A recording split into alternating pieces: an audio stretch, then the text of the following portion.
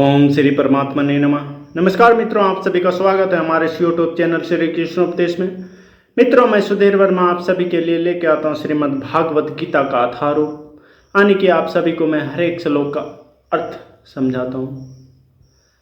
मित्रों, आज हम जानेंगे कर्मयोग अध्याय 5 श्लोक नंबर 3, 4 और 5 को, जो इस प्रकार है।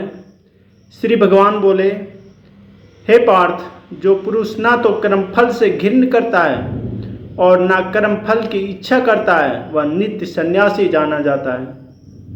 हे महाबाहो अर्जुन, ऐसा मनुष्य समस्त द्वंद्वों से रहित होकर भाव बंधन को पार कर पूर्णता मुक्त हो जाता है। तत्पर मित्रों, पूर्णता कृष्ण भावना भावित पुरुष नित्य सन्यासी है, क्योंकि वह अपने कर्म फल से ना तो घृण करता है ना ही उसकी आकांक्षा करता है। ऐसा सन्यासी भगवान की दिव्य प्रेम भक्ति के परायण होकर पूर्ण ज्ञानी होता है, क्योंकि वह कृष्ण के साथ अपनी स्वाभाविक स्थिति को जानता है। वह भली भांति जानता रहता है कि कृष्ण पूर्ण अंशी है और वह स्वयं अंश मात्र है। ऐसा ज्ञान पूर्ण होता है क्योंकि वह गुणात्मक तथा साकारात्मक रूप से सही है। कृष्ण दात्मय की भावना धरंत है, क्योंकि अंश अंशिक के तुल्य नहीं है हो सकता।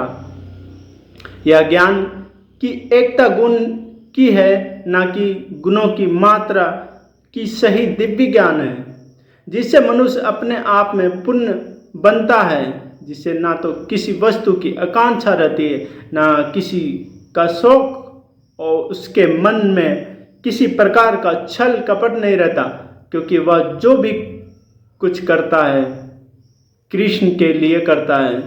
इस प्रकार छल कपट से रहित होकर वह इस भौतिक जगत में मुक्त हो जाता है। चौथा श्लोक जो इस प्रकार है। श्री भगवान बोले, अज्ञानी ही भक्ति कर्मयोग को भौतिक जगत के विश्लेषणात्मक अध्ययन संख्या से भिन्न कहते हैं। जो वस्तु ज्ञानी है वे कहते हैं कि जो इनमें से किसी एक मार्ग का भली भांति अनुसरण करता है वह दोनों के फल प्राप्त कर लेता है। तत्पर मित्रों, भौतिक जगत के विश्लेषणात्मक अध्ययन संख्या का उद्देश्य आत्मा को प्राप्त करना है। भौतिक जगत की आत्मा विष्णु या परमात्मा है।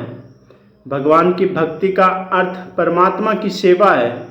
एक विधि से वृक्ष की जड़ खोजी जाती है और दूसरी विधि से उसको सींचा जाता है। संख्या दर्शन का वास्तविक छात्र जगत के मूल अर्थात विष्णु को ढूंढता है और फिर पूर्ण ज्ञान समेत अपने को भगवान की सेवा में लगा देता है। अतः मूलतः इन दोनों में कोई भेद नहीं है, क्योंकि दोनों का उद्देश्य विष्णु की प्राप्ति है। जो लोग चरम उद्देश्य को नहीं जानते वे ही कहते हैं कि संख्यक और कर्मयोग एक नहीं है, किंतु जो विद्वान है वह जानता है कि इन दोनों के भिन्न विधियों का उद्देश्य एक ही है। तीसरा श्लोक जो इस प्रकार है। श्री भगवान बोले, जो यह जानता है कि विश्लेषणात्मक अध्ययन संख्या द्वारा प्राय स्थान भक्ति द्वारा भी प्राप्त किया जा सकता है, और इस तरह जो संख्या योग तथा भक्ति योग को एक समान देखता है वही वस्तुओं को अथा रूप में देखता है। तत्पर मित्रों, दार्शनिक शोध संख्या का वास्तविक उद्देश्य जीवन के चरम लक्ष्य की खोज है। चूंकि जीवन का चरम लक्ष्य आत्मा सत्याकर है, आत्मा को जानना है, अतः इन दोनों विधियों से प्राप्त होने वाले परिणामों में कोई अंतर नहीं है। संख्या दार्शनिक शोध के द्वारा इस निष्कर्ष पर पहुंचा जाता है कि जीव भौतिक जगत का नहीं अपितु पूर्ण परमात्मा का अंश है।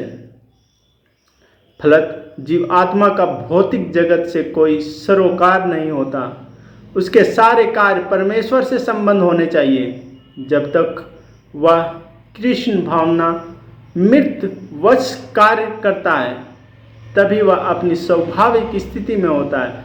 संख्या विधि में मनुष्य को पदार्थ से विरक्त होना पड़ता है और भक्ति योग में उसे कृष्ण भावना भावित क्रम से आसक्त होना होता है। वस्तुतः दोनों ही विधियों एक ही है, अथापि ऊपर से एक विधि में विरक्ति दिखती है और दूसरे में आसक्ति है। जो पदार्थ से विरक्ति और कृष्ण में आसक्ति को एक ही तरह देखता है वही वस्तुओं को अथाह रूप में देखता है, संपूर्ण रूप में देखता है। धन्यवाद मित्रों। 3 श्लोक आज पूरा हुआ। मित्रों, चैनल को सब्सक्राइब करें, लाइक करें और शेयर करें, ज़्यादा से ज़्यादा लोगों तक पहुंचाने की कृपा करें। धन्यवाद।